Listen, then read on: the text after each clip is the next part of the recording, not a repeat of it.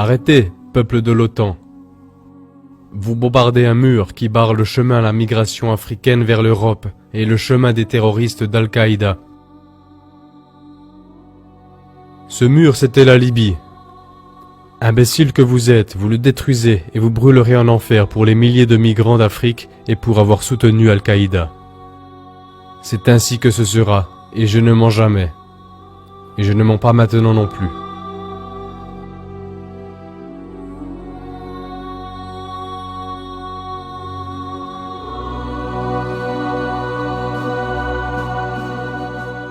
Mémoire de ma vie.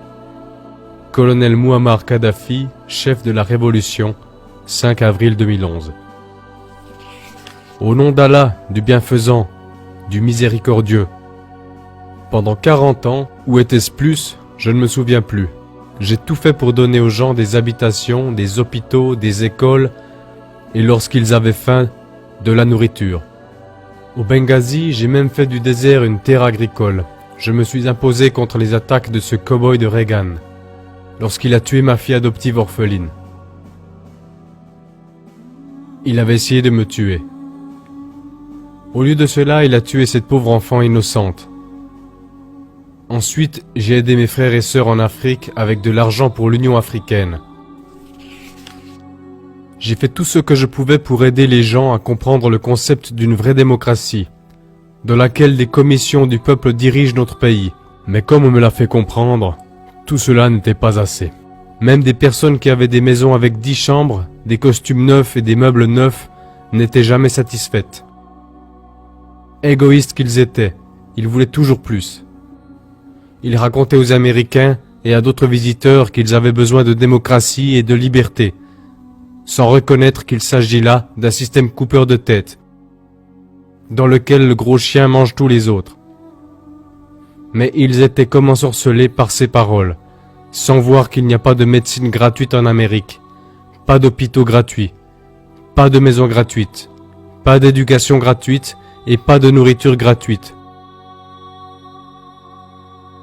Sans parler des gens qui mendient ou des longues queues pour une assiette de soupe. Non, quoi que j'ai fait, pour certains ce n'était jamais assez. Mais d'autres, eux, savaient que je suis le fils de Gamal Abdel Nasser, le seul vrai dirigeant arabe et musulman que nous ayons eu depuis Saladin.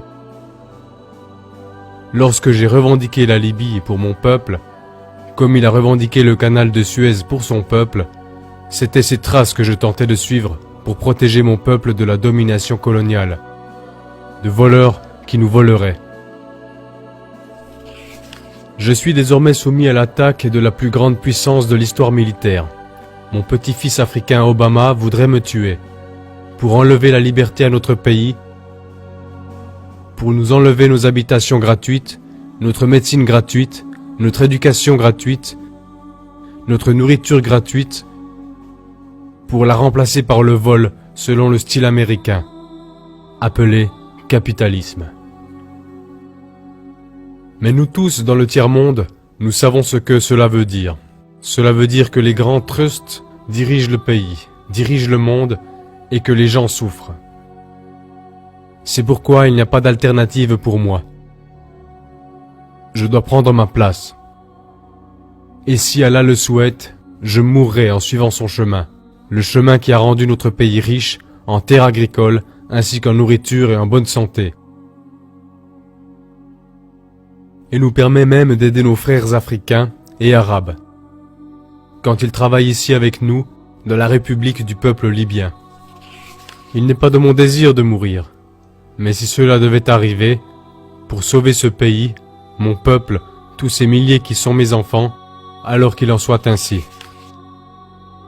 Que ce testament soit ma voix adressée au monde, que je me suis levé contre les attaques des croisades de l'OTAN.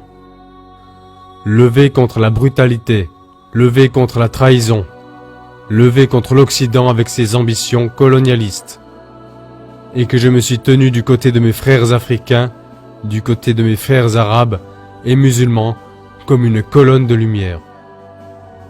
Pendant que d'autres construisaient des palais, je vivais dans une maison toute simple et dans une tente. Jamais je n'ai oublié ma jeunesse à Sirte, je n'ai pas gaspillé de manière insensée la richesse de notre peuple.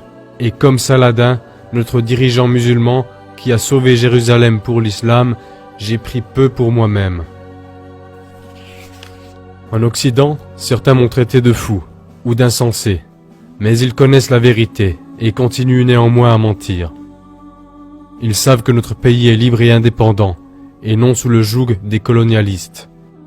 Que ma vision, mon chemin est compréhensible et l'a toujours été, et qu'elle est dans l'intérêt de mon peuple, et que je vais me battre jusqu'au dernier souffle pour nous garder libres.